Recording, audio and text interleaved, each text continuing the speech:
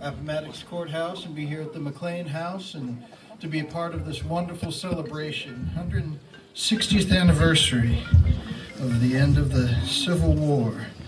And well, a lot of the music that I specialize in comes from musicians that were known as songsters. Now, in the Civil War era, in the mid-19th century, a songster was almost like a secular hymnal that had lyrics for different popular songs, and that's something that people carried around with them because, of course, before recordings, you needed to know certain melodies. So most of the time they had lyrics, and they would say to the tune of such and such. And of course, the Civil War era was known as the singing war because so much popular music came from that particular era. And so later on, though, as the 20th century came on, many of the performers, and especially the African American community, they began to be known as songsters as well because they were human embodiments of the idea of these little song books. And so they were communal musicians who played and sang a variety of material. And that's what I'm going to be doing for you here right now. This very first number is a piece that I picked up from a musician who I met years ago and worked with, a fellow by the name of Joe Thompson, who came from Appomattox County, North Carolina. And this is a little square dance number that I learned going down to his house many nights.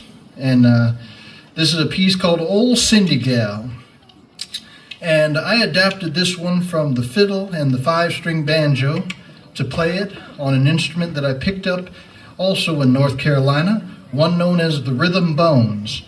And I was spending some time hanging out with the United States Colored Troop units, and a couple of them had learned the bones from me and from some of my videos over time. So we had a great time being able to jam on the bones. And so I'll show you a little bit of them right now. So if you've ever heard the phrase rattling the old dry bones, that's what you're going to see right now. So here we go with Old Cindy Gal.